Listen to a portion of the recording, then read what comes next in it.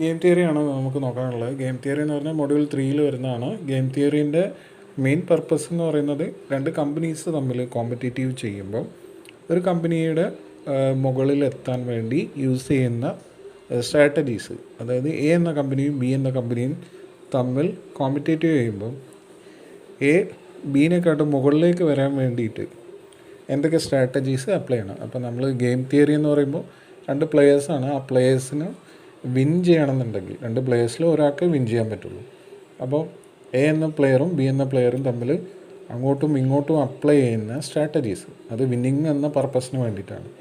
ഇവിടെ നമ്മളെ മാനേജ്മെൻറ്റ് സൈഡിൽ തിങ്ക് ചെയ്യുകയാണെങ്കിൽ ഓരോ കമ്പനീസും അവരവരുടെ പ്രൊമോഷൻസ് വേണ്ടിയിട്ട് അല്ലെങ്കിൽ അവരവരുടെ ഗ്രോത്തിന് വേണ്ടിയിട്ട് എന്തൊക്കെ സ്ട്രാറ്റജീസ് ഒരു മാർക്കറ്റിൽ അപ്ലൈ ചെയ്യണം. ഇതാണ് ഗെയിം തിയറി വഴി നമുക്ക് ശരിക്ക് മാനേജ്മെൻറ്റിൻ്റെ ഇതിൽ യൂസ് ചെയ്യേണ്ട ഒരു കാര്യം. ഇതിൽ മാത്തമാറ്റിക്കലി അതിനെ നമ്മൾ റെപ്രസെൻ്റ് ചെയ്യുന്നത് മെട്രിക്സ് വൈസാണ്. അപ്പോൾ എ എന്ന കമ്പനി A1 A2, ബി എന്ന കമ്പനി B1 B2. A1 എന്താണ്, A2 എന്താണെന്നുള്ളത് കൃത്യമായിട്ട് പറഞ്ഞുതരാം. A1 എന്ന് പറയുന്നത് എ എന്ന കമ്പനി അപ്ലൈ ചെയ്യുന്ന strategy A1, for example high quality. A2 എന്ന് പറയുമ്പോൾ ലോ പ്രൈസ്. എ എന്ന കമ്പനി A2 എന്ന സ്ട്രാറ്റജി അപ്ലൈ ചെയ്യുന്നു. A2 എന്ന സ്ട്രാറ്റജീനെ നമുക്ക് ലോ പ്രൈസായിട്ട് വേണമെങ്കിൽ കമ്പയർ ചെയ്യാം. ബി എന്ന കമ്പനി B1ഉം B2 എന്ന സ്ട്രാറ്റജി അപ്ലൈ ചെയ്യുന്നു. അവർ അതിന് കറസ്പോണ്ടിങ് ആയിട്ടുള്ള സ്ട്രാറ്റജീസ് അപ്ലൈ ചെയ്യുന്നു. അപ്പോൾ ഈ 1 2 -3 4 എന്ന് പറയുന്ന വാല്യൂസ് എന്തിനാണ് റെപ്രസെൻ്റ് ചെയ്യുന്നതെന്ന് പറഞ്ഞു കഴിഞ്ഞാൽ, നമുക്കൊരു ഗെയിം തിയറി എന്ന് പറയുമ്പോൾ ഒരു വിന്നിങ് പ്ലെയറിന് വേണ്ടിയിട്ട് മാത്രമേ നമുക്കൊരു മെട്രിക്സ് ഫോം ചെയ്യാൻ പറ്റുള്ളൂ. ഈ മെട്രിക്സിനെ പറയുന്ന പേരാണ് പേ ഓഫ് മെട്രിക്സ് എന്നാണ് ഇതിന് പറയുക, പേ ഓഫ് മെട്രിക്സ്. അപ്പോൾ ഈ വാല്യൂസ് എന്ന് പറയുന്നത് പേ ഓഫ് വാല്യൂസാണ്. ആ വിൻ ചെയ്യുന്ന പ്ലെയർക്ക് കിട്ടുന്ന വാല്യൂസ്, പേ ഓഫ് വാല്യൂസാണ് ഈ കാണിച്ചിട്ടുള്ളത്. അപ്പോൾ A1 എന്ന് പറയുന്ന സ്ട്രാറ്റജി അപ്ലൈ ചെയ്യുമ്പോൾ എ എന്ന കമ്പനിക്ക് കിട്ടുന്ന പേ ഓഫ് വാല്യൂ ആണ് 1 2. അതേമാതിരി A2 സ്ട്രാറ്റജി അപ്ലൈ ചെയ്യുമ്പോൾ -3 4. അപ്പോൾ ഇതിൽ -3 എന്ന് ശ്രദ്ധിക്കുക. -3 എന്ന് പറയുമ്പോൾ അത് നെഗറ്റീവ് വാല്യൂ ആണ്. അപ്പോൾ നമുക്ക് കിട്ടുന്നത് വിന്നിങ് അല്ല, നേരെ മറിച്ച് തോൽവിയാണ് അവിടെ സംഭവിക്കുന്നത്. അപ്പോൾ മൈനസ് എന്ന വാല്യൂ റെപ്രസെൻ്റ് ചെയ്യുന്നത് എക്ക് ലോസും ബിക്ക് ഗെയിനുമാണ്. അപ്പോൾ എയുടെ ലോസ് എന്ന് പറയുന്നത് ബിക്ക് അവിടെ എന്താണ്, ഗെയിനായിട്ട്, അതായത് ലാഭമായിട്ടാണ് അവിടെ കിട്ടുന്നത്. അതൊന്ന് മനസ്സിലാക്കി വെക്കുക. അപ്പോൾ പേ ഓഫ് മെട്രിക്സ് ഒരു വിന്നിങ് പ്ലെയർക്ക് അല്ലെങ്കിൽ ഒരു വിന്നിങ് കമ്പനിക്ക് വേണ്ടിയിട്ട് നമുക്ക് എന്ത് ക്രിയേറ്റ് ചെയ്യാൻ പറ്റുള്ളൂ, പേ ഓഫ് മെട്രിക്സ് ക്രിയേറ്റ് ചെയ്യാൻ പറ്റുള്ളൂ. ഇതിൻ്റെ താഴെ കൊടുത്തിരിക്കുന്നത് നമുക്ക് ഒരു മെത്തേഡ് ഫോളോ ചെയ്യാനുള്ളൂ ടെക്സ്റ്റിൽ, മാക്സ് മിൻ, മിനിമാക്സ്, ഒപ്റ്റിമൽ സ്ട്രാറ്റജി. അപ്പോൾ ഇതിൽ ഒപ്റ്റിമം സ്ട്രാറ്റജി നമുക്ക് ഡിഫറെൻറ്റ് കൈൻഡ്സ് ഓഫ് സ്ട്രാറ്റജീസ് നമുക്ക് മാനേജ്മെൻറ്റ് സൈഡിൽ അപ്ലൈ ചെയ്യാൻ പറ്റും. അപ്പോൾ ആ സ്ട്രാറ്റജി അപ്ലൈ ചെയ്യുമ്പോൾ അതിലേതാണ് വിൻ ചെയ്യുന്നത്, ഏത് സ്ട്രാറ്റജി അപ്ലൈ ചെയ്യുമ്പോഴാണ് ആ സ്ട്രാറ്റജി വിൻ ചെയ്യുന്നത് എങ്ങനെയാണ് നോക്കാം. ഫോർ എക്സാമ്പിൾ എ എന്ന company A1 A2 A3 strategies applied. B എന്ന് പറയുമ്പോൾ B1 B2 B3 എന്ന സ്ട്രാറ്റജീസ് ബി കമ്പനി അപ്ലൈഡ്. അതിൻ്റെ വാല്യൂസ് 5 3 2 1 -2 0 8 -1 1. അത് 3 × 3 മാട്രിക്സ് ആണ്. അപ്പോൾ ഇതിൽ നമുക്ക് കണ്ടുപിടിക്കേണ്ട ഒരു മെത്തേഡ് ഫോളോ ചെയ്യുന്നത് ഇങ്ങനെയാണ്. അതായത് നമുക്ക് ഇങ്ങനെ ഒരു മെട്രിക്സ് കിട്ടിക്കഴിഞ്ഞാൽ മിനിമം ഓഫ് റോസും മാക്സിമം ഓഫ് കോളം കണ്ടുപിടിക്കാം. മിനിമം ഓഫ് റോസും മാക്സിമം ഓഫ് കോളവും കണ്ടുപിടിക്കാം. അപ്പോൾ മിനിമം ഓഫ് റോസ് റെപ്രസെൻ്റ് ചെയ്യുന്നത് A1 strategy, A2 strategy, A3 സ്ട്രാറ്റജിയുടെ മിനിമം വാല്യൂസ്.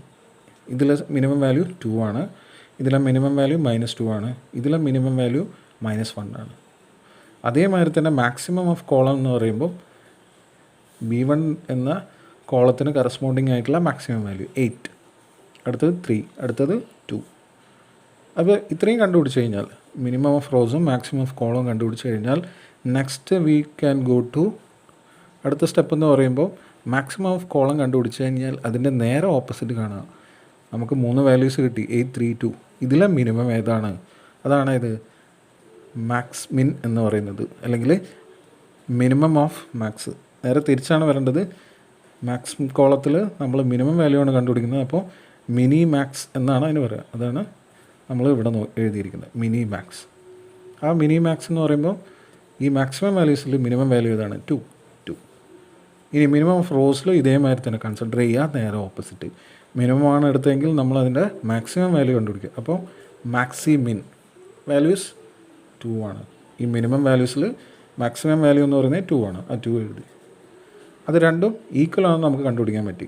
അപ്പോൾ ഇങ്ങനെ ഈക്വലായി വന്നു കഴിഞ്ഞാൽ അതിൻ്റെ സാഡിൽ പോയിൻ്റ് എന്ന് പറയുന്നത് 2 ആണ്.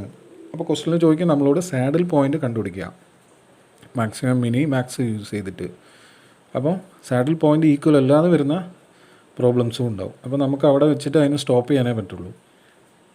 ഇനി അതിൻ്റെ കണ്ടിന്യൂഷൻ വരുന്നത്, സാഡിൽ പോയിൻ്റ് കണ്ടുപിടിച്ച് കഴിഞ്ഞാൽ അതിൻ്റെ കണ്ടിന്യൂഷൻ വരുന്നത് ഒപ്റ്റിമം സ്ട്രാറ്റജി കണ്ടുപിടിക്കുക എന്നുള്ളതാണ്.